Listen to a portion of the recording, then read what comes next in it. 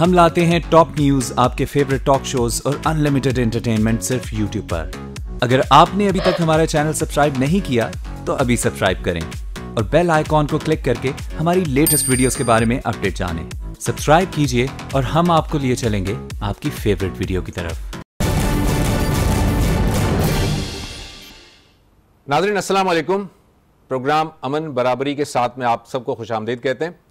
पिछले 8 सालों से जारी शाम की खाना जंगी अब एक बहुत ज़्यादा शदीद जंग इख्तियार कर चुकी है और अक़वाम मुत्तहिदा के मुताबिक हालिया जो बमबारी हुई है वो शामी जंग की शदीद तरीन बमबारी है, जिसमें सैकड़ों अफराद मारे जा चुके हैं और उन मारे जाने वाले अफराद में एक बहुत बड़ी तादाद बच्चों की भी है।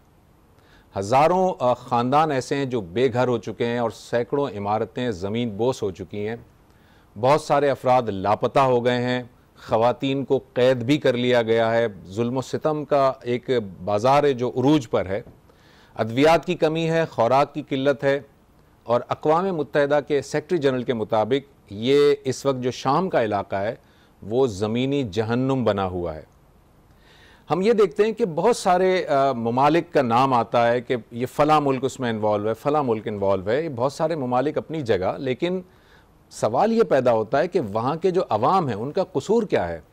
उन पर इस तरह से शदीद तरीन जो बमबारी की जा रही है, अक़वाम मुत्तहिदा और आलमी इदारे और इंसानी हुकूक की तंजीमें वो सब कहाँ पर मौजूद हैं। आज हम इस सिलसिले में गुफ्तगू करेंगे, लेकिन गुफ्तगू को आगे बढ़ाने से पहले मैं चाहूँगा कि एक छोटा सा पैकेज हमने आपके लिए तैयार किया है, वो पहले देखते हैं।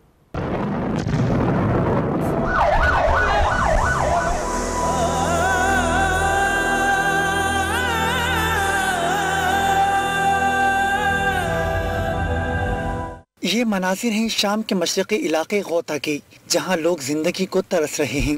बमबारी से बच्चे खौफज़दा हैं, तहफ़्फ़ुज़ मांग रहे हैं। Dear friends, I'm afraid of this because helicopters are bombing every day by pearls. I'm scared. Please help us. गुज़िश्ता माह से जारी रूसी और शामी हुकूमती फौज की बमबारी से 1000 अफराद लुक़्मा अजल बन चुके हैं, जिनमें जाँ बहक और ज़ख्मी होने वालों की अक्सरियत बच्चों की है।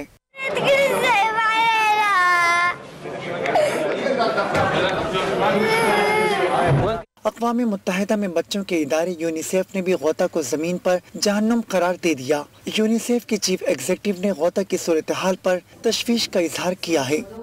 And as a result, there are not enough people on the ground to help. But we have partners there who will. गौता दिन ब दिन जहन्नुम बनता जा रहा है, सूरत हाल खराब होती जा रही है। बच्चे मौत देख रहे हैं, तशद्दुद देख रहे हैं, तबाही भी देख रहे हैं। खुराक नहीं, पानी नहीं और बीमारियां जन्म ले रही हैं। So the children are always affected the most. UNICEF की चीफ एग्जीक्यूटिव का कहना है कि शाम की आबादी पर होने वाली बमबारी से बच्चे बड़ी तादाद में मुतासिर हो रहे हैं। अक़वाम मुत्तहिदा के मुताबिक गौता में इस वक्त 4 लाख अफराद मौजूद हैं, जिन्हें इनख़ला के दौरान भी निशाना बनाया जा रहा है। खुद पर जारी मज़ालिम के खिलाफ शहरियों ने एहतजाज भी किया। नाज़रीन, एक छोटा सा पैकेज आपने देखा। ये पैकेज पूरी सूरत हाल की गम्माज़ी नहीं कर रहा, ये बहुत एक छोटी सी झलक है जो मैंने आपको दिखाई है।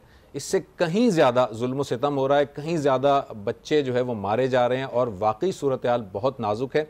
इस पर गुफ्तगू करेंगे। मेरे साथ इस वक्त स्टूडियो में मौजूद हैं अब्दुल कादिर मंदोखेल साहब, जो कि एडवोकेट हैं सुप्रीम कोर्ट के और ह्यूमन राइट एक्टिविस्ट हैं। अस्सलाम वालेकुम मंदोखेल साहब, कैसे हैं आप? खैरियत से हैं? इनके साथ साथ मेरे साथ टेलीफोन लाइन पर डॉक्टर फरीद पराचा साहब, जो जमात इस्लामी के रहनुमा हैं, वो मेरे साथ मौजूद हैं। डॉक्टर साहब अस्सलाम वालेकुम। जी वालेकुम अस्सलाम। मैं डॉक्टर साहब आपसे ही चलें बात का आगाज़ करता हूं कि ये जो अभी छोटा सा हमने पैकेज भी दिखाया और मैंने अपने इंट्रोडक्शन में बताया, मैं अपने इंट्रोडक्शन में ये सवाल पूछ चुका था। मुझे ये बताइए कि वहाँ पर जो भी एक आलमी सियासत है वो अपनी जगह पर, लेकिन वहाँ के अवाम का कसूर क्या है डॉक्टर साहब? जी बिस्मिल्लाहिर्रहमानिर्रहीम। सबसे पहले तो मैं आपका भी शुक्रगुजार हूँ और आज का भी। हकीकत यह है कि इतना ये बड़ा इंसानी अलमिया है कि शायद इस वक्त पूरी दुनिया में इससे बड़ा कोई इंसानी अलमिया नहीं है, लेकिन हमारे चैनल्स को फुर्सत नहीं है कई और कामों से। सेनेट इलेक्शन हो रहा है, मेला मवेशियां लगा हुआ है, मंडी लगी हुई है, को बिक रहे हैं, को खरीद रहे हैं। हम इससे ही बाहर नहीं निकल रहे और नहीं देख रहे कि हालात क्या है दुनिया में। ये मुसलमान है, ये हमारे भाई हैं, ये हमारे बेटे हैं, ये हमारी इज्जतें हैं। लेकिन इस अंदाज पे जुल्म है। और आपका बिल्कुल बजा सवाल है कि वहां के अवाम का क्या कसूर है। ये 50 साल हो गए हैं, दो बाप बेटा जो हैं वो इस मुल्क पे जबरदस्ती हुक्मरान है, यानी हाफिजुल असद और बशारुल असद। और उसके बाद अपोजिशन होती है, हर जगह होती है। जब 2011 में एक अरब बहार शुरू हुई तो यहाँ भी लोगों को ये आजादी का एक एहसास पैदा हुआ। अपोजिशन दुनिया भर में होती है, लेकिन अपोजिशन का ये मतलब नहीं है कि उन पर बमबारी की जाए। उसका ये मतलब नहीं है कि जी आप बच्चों के कफन के अंदर लिपटी हुई लाशों के ढेर लगा दें। तो यहाँ पर जो कुछ हो रहा है, यानी किसी इंसान में अगर उसके दिल के अंदर, सीने के अंदर कोई भी दर्द की लहर मौजूद है, वो सोशल मीडिया पर आने वाली उन तस्वीरों को नहीं देख सकता। मुमकिन ही नहीं है कि इंसान उस अलमिये को देख सके। ये गौता का जो शहर है, ये दमिश्क से सिर्फ कुछ 15 किलोमीटर के फासले पे है। और वहां पे यानी एक घराव की कैफियत है। कुछ वहां भी लाजमी बात है, कुछ गिरोह वहां भी मुकाबला कर रहे हैं। उनकी तरफ से ये बात भी की गई कि उनको रास्ता दे दिया जाए, वो निकल जाए, ताकि यह है कि ये जो बमबारी आम शहरियों पे हुई, 4 लाख की आबादी है, सही है, वो नहीं दिया गया रास्ता। डॉक्टर साहब मैं आपकी बात को और मजीद आगे बढ़ाता हूं, लेकिन मैं ज़रा मंदोखेल साहब को शामिल करता हूं। सर ये बताइए कि ये जो अभी हम जो पैकेज में भी देख रहे थे, यूनिसेफ का जो इदारा है अक़वाम मुत्तहिदा का, उन्होंने तशवीश का इजहार किया है। चूँकि आप ह्यूमन राइट्स एक्टिविस्ट भी हैं, आप उसके लिए काम भी करते हैं, ये अक़वाम मुत्तहिदा का इदारा सिर्फ तशवीश का इजहार कर सकता है, बयान दे सकता है, या अमली तौर पर इसके पास कुछ पावर्स भी हैं, राइट्स, मतलब कुछ इम्प्लीमेंट करने की कुछ सख्त भी रखता है? ये कर तो नहीं रहा कुछ भी। देखिए, बुनियादी तौर पे अक़वाम मुत्तहिदा को का नाम अक़वाम मुत्तहिदा कहना भी, मैं कहता हूँ, अक़वाम की तौहीन है। किसने बोला कि अक़वाम मुत्तहिदा वो तो अमेरिका का एक लॉबी है, कमेटी है, जो मर्जी है वो करारदाद भी पास कराते हैं, जो मर्जी है वीटो भी कर लेते हैं। क्या कौन सा उसूल है? और जब मर्जी होती है तो वो इम्प्लीमेंट भी करते हैं, वरना नहीं करते। दुनिया का कौन सा उसूल है कि अगर आप कहते हो अक़वाम मुत्तहिदा और फिर वहाँ पे अपने 5 मुल्कों को वीटो का पावर दिया है, यानी अगर 200 मुल्क एक तरफ हो, एक मुल्क की मर्जी न हो, जैसा अमेरिका हमेशा इसराइल के लिए करता आ रहा है। सही। एक उसने एक बदबूदार जानवर पाल के रखा है मुसलमानों के लिए, और EN मिडिल ईस्ट पे उसको रखा है और मुसलमानों को ब्लैकमेल करने के लिए। क्या हाल है पिछले 38 साल से जो अफगानिस्तान का बेड़ा गर्क किया है? किसकी लड़ाई? रूस, अमेरिका, इनके बीच में। मैं कबायली इलाके से मेरा ताल्लुक है, मैं बचपन में हमने चाकू तक नहीं देखा। लेकिन सर कसूर हमारा भी तो है ना, हमने क्यों साथ दिया अमेरिका का? मतलब आप बजा फरमा रहे हैं, ये बात ठीक है। हमसे मुराद पाकिस्तान की हुकूमत। देखिए, अगर एक हुक्मरान या एक डिक्टेटर जो है ना वो इस तरह फैसला कर ले, तो उसमें आप 22 करोड़ आवाम को आप सजा नहीं दे सकते हो। 22 करोड़ आवाम का। मैं एक चीज ये सुनो, अफगानिस्तान की सूरत-ए-हाल आपके सामने कितनी हजार लाशें आपने की है। फिर यही अफगानिस्तान की जंग में पाकिस्तान की अफवाज पाकिस्तान, पुलिस और सिविलियन समेत कोई 80,000 के करीब हमने तो जान की नजरानी दी है। उसके बावजूद हमें वो नहीं है। ड्रोन हमले भी हम पे होते हैं, दहशतगर्दी भी। मैं सबसे पूछना चाह रहा हूँ, पराचा साहब बखूबी आगे है कि जब 10,000 कंटेनर कराची से गायब हो गए और वही अक़वाम मुत्तहिदा, अमेरिका, नेटो ने, और खुद वो क्लेम नहीं कर रहा है कि मेरे वो 20,000 कंटेनर कहाँ गए। फिर यही हाल होगा जब कराची के घर से आप 5 ट्रक निकालेंगे, और ये तो 5 ट्रक है, 20,000 का मैं तलाशूं को 20,000। अभी भी हम बारूद के ढेर पे कराची आबाद है। ये किसी को भी फट सकता है। और मुझसे ज्यादा ये पराचा साहब बखूबी जानते हैं ये क्या है। यही अक़वाम मुत्तहिदा है, यही अमेरिका है जिसने अफगानिस्तान और पाकिस्तान को तबाह करने के लिए किसी दहशतगर्द ग्रुप के हवाले ये कर दिए, और हम उसका सजा। मंदोखेल साहब, मैं एक छोटा सा ब्रेक लूंगा, लेकिन हम वापस ब्रेक से जब आएंगे तो शाम के बारे में बात करेंगे। जाहिर है अफगानिस्तान इस वक्त हमारा टॉपिक नहीं है। एक छोटा सा ब्रेक लेता हूं, ब्रेक के बाद फौरन वापस आते हैं।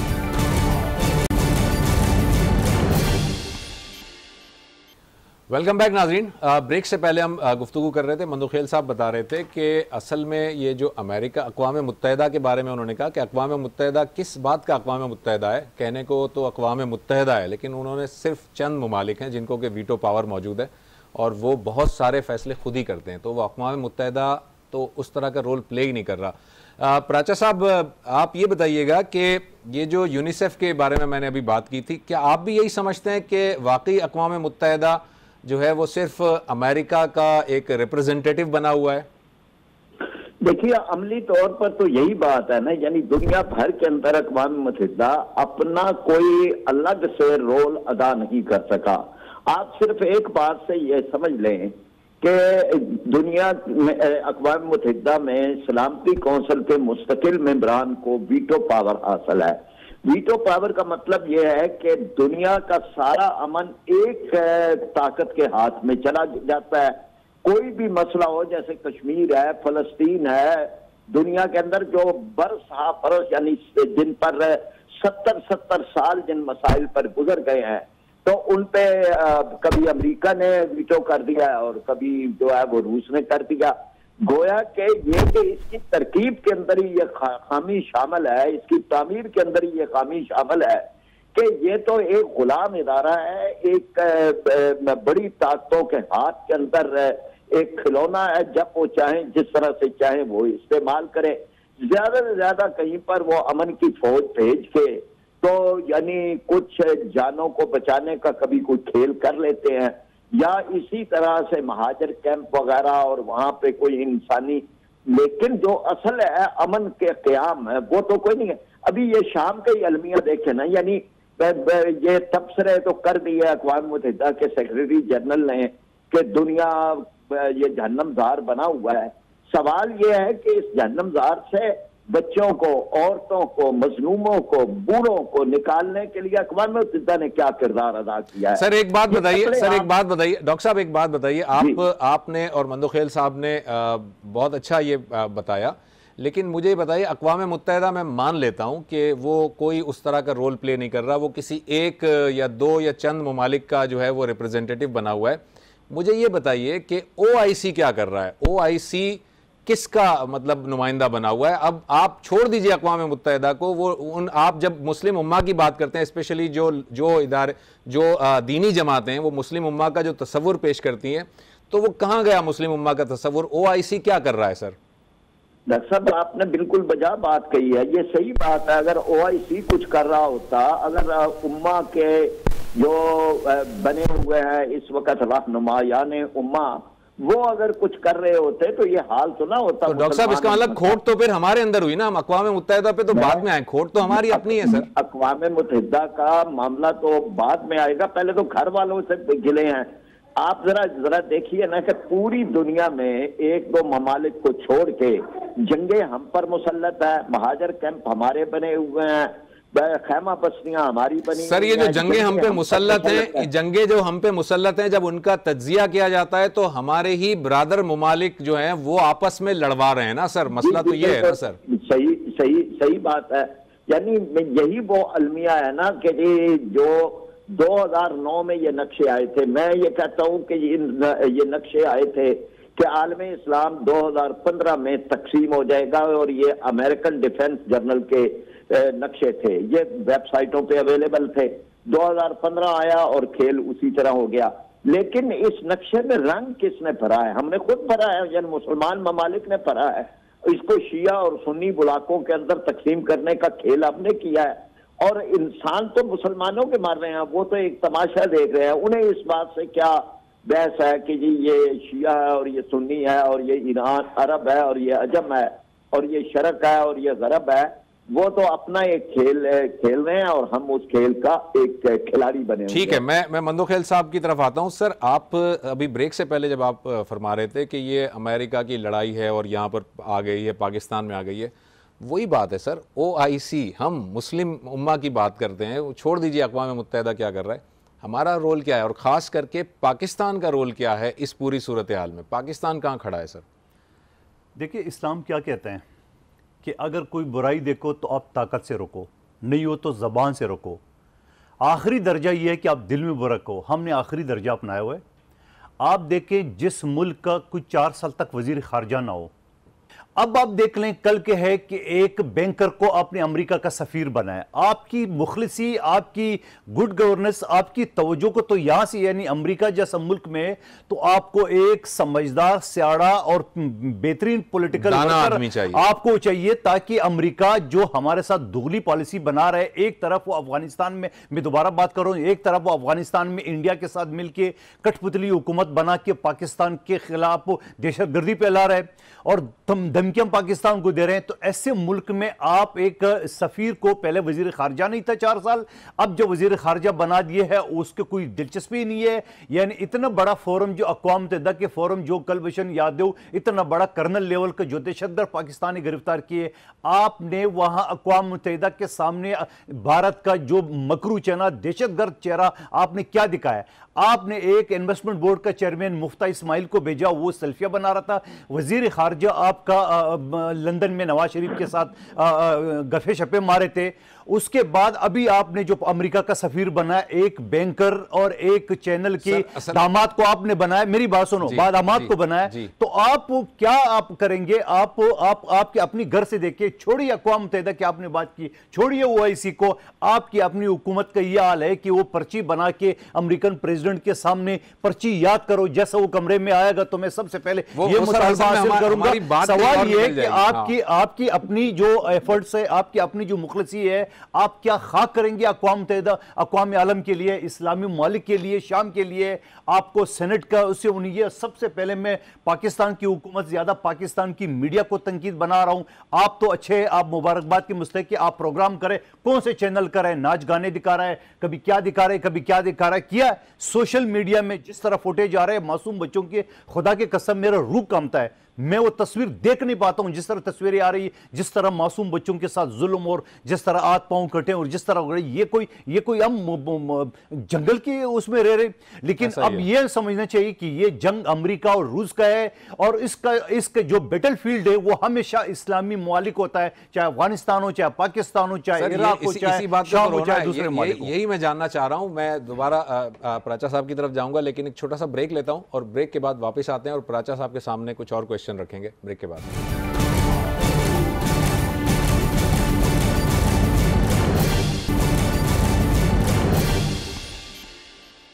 वेलकम बैक नाजरीन। प्राचा साहब, ये अभी हम थोड़ी देर पहले ब्रेक से पहले बात कर रहे थे अक़वाम मुत्तहिदा को, मैंने कहा छोड़ दीजिए, ओआईसी पे आ जाइए। अब ओआईसी को भी थोड़ी देर के लिए छोड़ देते हैं, पाकिस्तान पर आ जाते हैं। सूरह हुजुरात है सर, उसमें अल्लाह ताला ने एक जगह ये इशारा दिया है कि जब दो मुस्लिम गिरोह आपस में लड़ पड़े तो जो तीसरा है उससे इनके दरमियान सुलह करवानी चाहिए, ना कि उसके साथ जो है ज्यादती पर उतर आना चाहिए, सुलह करवानी चाहिए और जो मजलूम है उसके साथ खड़े रहना चाहिए। ये मैं मफहूम बता रहा हूँ सूरह हुजुरात की कुछ आयात का। पाकिस्तान ऐसी सूरत हाल में कहाँ खड़ा है? पाकिस्तान की अपनी खारिजा पॉलिसी क्या है? पाकिस्तान शाम के इस मसले पे किस साइड पर खड़ा हुआ है सर? देखिए, ये बात बिल्कुल आपने बजा इसमें ये सूरह का हवाला दिया है, उसमें पूरा फार्मूला है। उसमें यह है कि अगर मुसलमानों के दो गिरोह आपस में लड़ जाएं तो इनके दरमियान सुलह कराओ, और अगर सुलह होने के बाद फ़इन बगत एहदाहुमा अलल उखरा, अगर कोई फिर बगावत करके दूसरे के ऊपर हमला आवर हो जाए तो फिर सारे मिलकर हमला आवर के खिलाफ जंग करें। यानी पूरा कुरान पाक ने एक फार्मूला दिया है, इस पे अमल होना चाहिए था, नहीं हुआ। तो उसका नतीजा जो है वो ये है कि शाम है या इराक, पहले उसके अब यमन, सारे इलाके एक जंग की लपेट के अंदर है, हालत जंग में है। और इस सारे मामले को जो ममालिक ठीक करवा सकते थे उनमें एक पाकिस्तान है। यानी बहुत बड़ा किरदार है पाकिस्तान का, मुसलमान ममालिक की वाहिद एटमी ताकत है पाकिस्तान।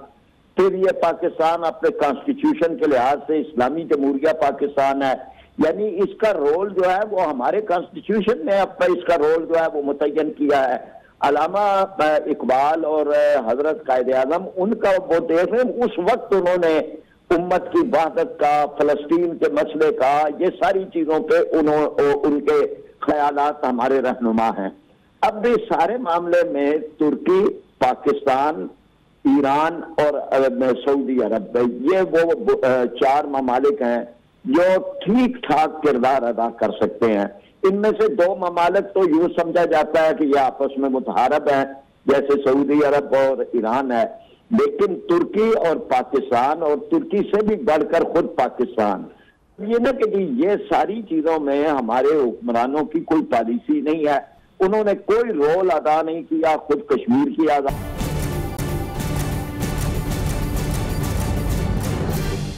सरगर्म नहीं रहे। मालूम नहीं कि ये तासुरी है या फिर वाक़या है, लेकिन हकीकत यह है कि इस में भी ईरान की शमूलियत, लबनान की शमूलियत और दीगर उन ममालिक की शमूलियत भी बहुत ज़रूरी थी।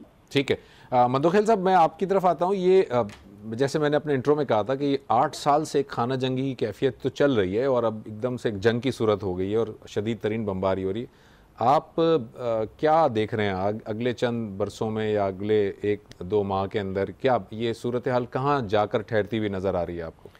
ये 2 एटमी सुपर पावर के बीच में लड़ाई है, रूस और अमेरिका की, और कुछ नहीं इसके अलावा। और दूसरी बात ये कि जो पराचा साहब ने फरमाया है, ये 34 ममालिक का आम तौर पे हम पहले गली मोहल्ले में तकसीम थी शिया सुन्नी में, और अब हम आलमी सतह पे तकसीम हो गए। अगर मेरी बात गलत है तो इसको ईरान को और दूसरे जो ममालिक है जो एहलतशी ज़्यादा है उनकी शमूलियत के बगैर ये तासुर मेरे जैसा आम पाकिस्तानी, आम मुसलमान ये ज़हनों में रहेगा कि ये सुन्नी ग्रुप अलग है और शिया ग्रुप अलग है। आप आलमी फौज की बात कर रहे हैं? नहीं, मैं ये 34 ममालिक की बात कर रहा हूँ जो सऊदी अरब, जिस राइल शरीफ साहब जिसके सरबराह है। तो जब तक आप ईरान को और दूसरे ममालिक को आप उसमें शामिल नहीं करेंगे, तासुर ये जाएगा, और जाएगा नहीं बल्कि जा चुका है कि ये सुन्नी और शिया बेल्ट अलग अलग है। तो मैं ये समझ रहा हूँ पहले हम गली मोहल्ले के बेस पे तकसीम थे, हम आलमी तौर पर अब शिया सुन्नी का ग्रुप बन गए। इससे हमें बचना चाहिए। राइल शरीफ साहब को, पाकिस्तान की फौज को इसमें ईरान को शामिल करना चाहिए।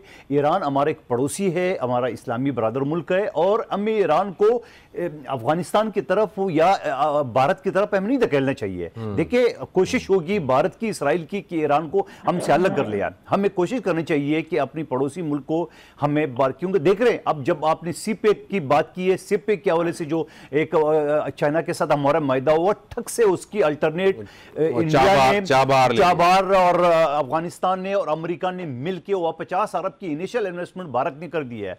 तो ये क्या है? ये आपको तकसीम करने के लिए हमें अपनी पड़ोसी, अपनी ब्रादर मुल्क इस्लाम के, और ये मैं ये भी समझ रहा हूं कि जब गैस लाइन मुकम्मल हो गई, यहां पर गैस के लिए लोग तरस रहे, जब आपका इसके से ईरान के साथ मुकम्मल हो गया, तो क्या बात है अमेरिका के डर से आपने पाकिस्तान के अंदर वो गैस लाइन नहीं लिए, जबकि आपने मुआहिदा भी किए, आप जुर्माना भी अदा करो प्रॉपर तरीके से। तो क्या हम इतने खौफजदा है अमेरिका से कि अमेरिका जो मर्जी है हमारा इस्लामी मुल्क हमसे अलग कर दे, दहशतगर्द मुल्क इंडिया अपने साथ मिला ले, अफगानिस्तान में कठपुतली हुकूमत बना के हम पे बमबारियां, हम पर हमले करना शुरू कर दे? तो अगर हमें यह भी समझ में नहीं आता है तो फिर हमें शाम और दूसरी बातें करने का हक भी नहीं है, क्योंकि हमने अपने घर ठीक करना है और उसके बाद फिर हमने उसकी तरफ यकीनन शाम की सबकी बात करनी चाहिए, मगर कैसे करेंगे जब आप अपनी पॉलिसी ठीक करेंगे। ठीक है, आखिरी लम्हात, आखिरी क्वेश्चन, और आखिरी क्वेश्चन सबसे इंपॉर्टेंट क्वेश्चन। नबी सल्लल्लाहु अलैहि वसल्लम की जो मुख्तलिफ अहादीस हैं उसमें जो कुर्ब क़यामत के जो आसार बयान किए गए हैं और जो अलामात क़यामत बयान की गई हैं, उसमें शाम और फ़लस्तीन वगैरह के इलाके में जंग का भी एक इशारा मौजूद है। क्या आप समझते हैं कि ये उसी तरह की कोई जंग है? ये तो ऐन मुमकिन है कि जो कुछ कुर्बे क़यामत की अलामतें हैं उनमें से एक बड़ी अलामत जो है ये हो, और ये हो रही है। लेकिन इसका सबका मतलब ये नहीं है कि हम इस पे मुतमईन हो जाएं कि ये एक कुर्बे क़यामत की निशानी पूरी हो रही है और हमारा कोई किरदार नहीं। हमारा किरदार है, यानी इस सब के बाद की भी अहादीस हैं कि सबसे फिर निशत सानिया का एक दौर जो है वो शुरू होगा और उम्मत के इत्तेहाद का एक रास्ता बनेगा। तो हमें उन सारी अहादीस को मिला के अपना एक लाहे अमल तय, यानी इससे मायूसी के बजाय उम्मीद का पहलू निकालना चाहिए। Thank you very much doctor साहब, आपका बहुत बहुत शुक्रिया, आपने वक्त निकाला। नाज़रीन, मेरे साथ डॉक्टर फरीद पराचा साहब मौजूद थे टेलीफोन लाइन पर, जो जमात इस्लामी के रहनुमा हैं, उनसे गुफ्तगू जारी थी, और मेरे स्टूडियो में अब्दुल कादिर मंदोखेल साहब मौजूद हैं। सर, आपका भी बहुत बहुत शुक्रिया। प्रोग्राम का वक्त ख़त्म हुआ चाहता है। हमने आज जो ओवरऑल सूरत हाल जो शाम में हो रही है, जो शाम में बमबारी हो रही है, उसके हवाले से गुफ्तगू की, अक़वाम मुत्तहिदा के किरदार को देखा, OIC को डिस्कस किया, पाकिस्तान का स्पेशली देखा किरदार, जो बात दोनों हमारे मेहमानान गिरामी ने की, उसका जो मरकज़ी नुक्ता है वो ये है कि पहले हमें अपने घर को भी देखना है, और हमारी जब तक खारजा पॉलिसी दुरुस्त सिमत में नहीं होंगी, जब हमारी विल नहीं होगी, जब हमारी नीयतें दुरुस्त नहीं होंगी, तो हम इस तरह की जो चीज़ें हैं उनसे हमेशा हमें आजमाया जाता रहेगा और हमारे सामने इसी तरह के चैलेंजेस आते रहेंगे। हमें ख़ुद आगे बढ़ना चाहिए और हमें ख़ुद कोई किरदार अदा करना चाहिए, तब जाकर इन सूरत हाल से निपटा जा सकता है। डॉक्टर ज़ुबैर अहमद को इजाज़त दीजिए। अल्लाह हाफ़िज़।